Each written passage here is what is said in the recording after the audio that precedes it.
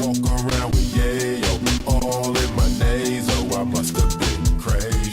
Ayo, yayo. As far as like the ideology of it, like listening to it with audio, like fans who've known him, supporters who've known him since he dropped his first album will be able to follow this and enjoy it big time.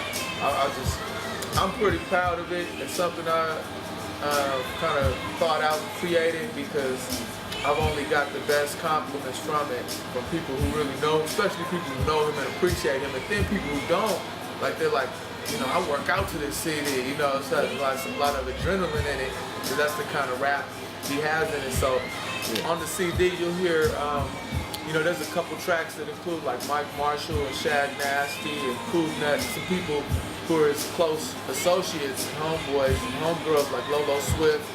It includes some of the Equipto tracks he's done with Equipto before the Horns and Halos trilogy. So, you know, it's like a time capsule, you know, it includes stuff from New Jim Jones and up until 2004. So, up until the Conversation with the Devil album. Oh, okay. Yeah. Yeah.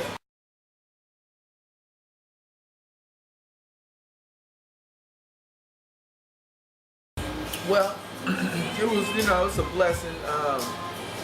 Once again, studying his music and, you know, getting to know who he was just as an artist without even having met him yet.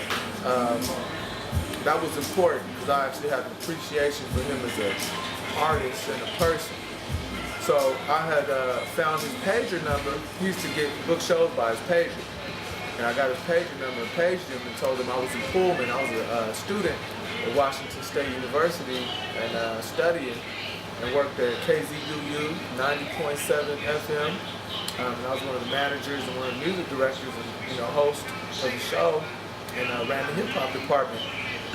So there was all kind of great DJs there, like DJ T, Budget Money, Jeff G, Hedry, Money Mike, Cadillac. I mean, we had some big gang. We had some real hosts. I mean, we had like a commercial quality team of broadcasters. So we all knew our game. We knew the music. So when I found his pager, I paged him one day, and I was just like, hey man, you know, I work with Dog Day, and I got your album, and I want to help you, you know, support your album. I want to help you push it. And we're in an area where, you know, you could, I could bring you out here and let you see the area and see what you think about it. By Spokane, you know, and so I invited him to come out, and he was like, yeah, I want to come out. You know, he brought a suitcase full of CDs. He came out for a weekend one time, and it was a bomb, man. We just, you know, we went from like, I stayed in these apartments called North Campus Heights, and we just posted up with the apartments.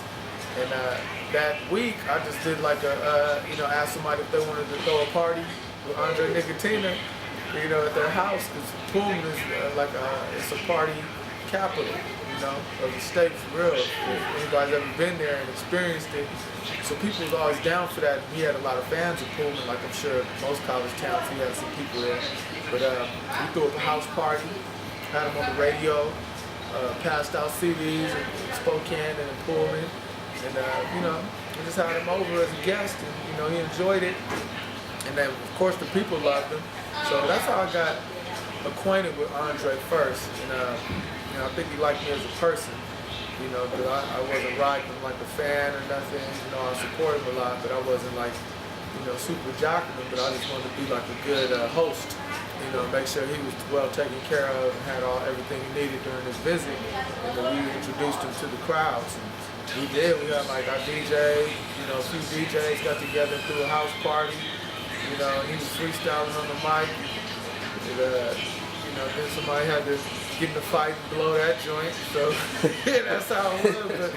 But it was cracking. That's how we met, man. It was just a phone call, you know. And he took a chance and flew up from the Bay. And we met up in Pullman. And bang, bang.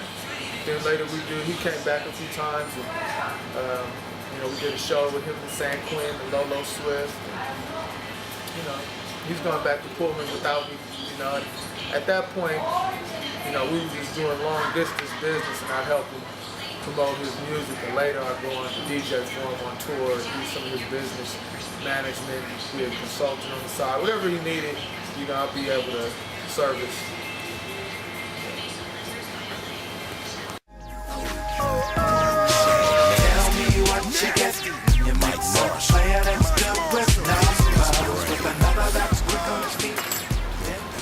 Okay, so this is an actual real mixtape with a lot of effort put into it, and I mean, from what I've heard, it's really good quality stuff. A lot of the stuff out right now is just kind of thrown together, and they just, you know, call it a mixtape and start, you know, putting it out on the streets. There's a lot of high quality mixtapes out there as well, like we were talking about the South. You know, it's kind of like running it right now. So how would this particular mixtape, how would that fit into the whole mixtape game right now? Because it's older stuff put together with the new. It kind of like tells a whole story.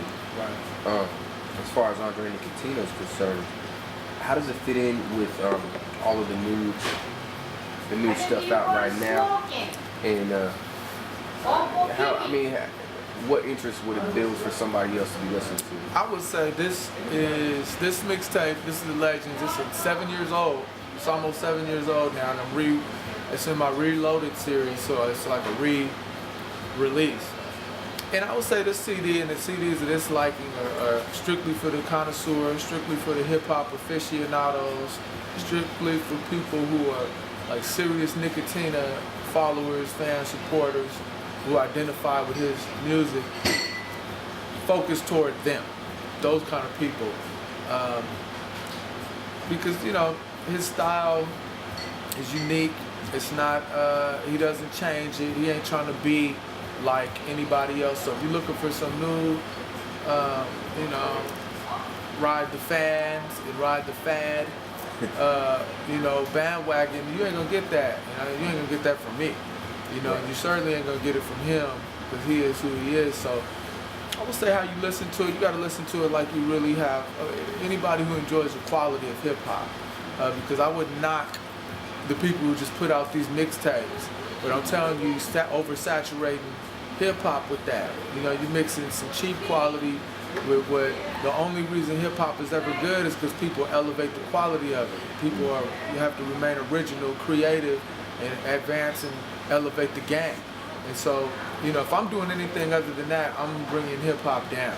And to me, it means something, again, as a member of the Zulu Nation by blood, you know what I mean? I grew up appreciating hip hop like that, and then I actually became a member of New York, the headquarters chapter of the Zulu Nation in the 206 Zulu Nation, and the Temple of Hip Hop. That means something to me, so I have to say it because I uphold those values. It means something. I don't want to just throw something out because it's cheap for hip hop and it's cheap for me. You know what I mean? So this product, I think, this CD exemplifies that because it does take you on a journey through a legend's career up to the point, up to that year. So from 92 to like 04, 12-year journey for a legendary artist who built his game and craft. You get a glimpse of it through the mix CD. And, you know, mixtapes and mix CDs have different purposes. Like a lot of people use them today as like promotional tools. This wouldn't really qualify because he didn't need any promotion. And he didn't even get into mixtapes himself until about 2006-07. He had an official mixtape through the Demolition Men, you know, after mine. But it wasn't something he needed. So it was like more like a tribute type thing? It's like a tribute. It's a tribute, you know, I have some scheduled and have had them in the works and planning for like Too Short and DJ Quick and Ice Cube, but just some people, Ghostface Killer, some people who I have an enormous amount of respect for, and I think they deserve some, you know, a DJ or, you know, producer like me who can appreciate their work and can take the time to take these tracks, specifically these tracks, and build like a body of a CD. Because when you listen to this CD, you know, what I enjoy about it is I do take it through different tempos. It may start slow, and it'll pick up, and it'll slow down, and it'll pick up. And, you know, it's like a roller coaster. You know what I mean? At some point, you're going to find a high, and not necessarily a low, but, you know, I'm not going to just keep you high, you know, at the same level the whole time. I'm going to give you a moment to relax and reflect.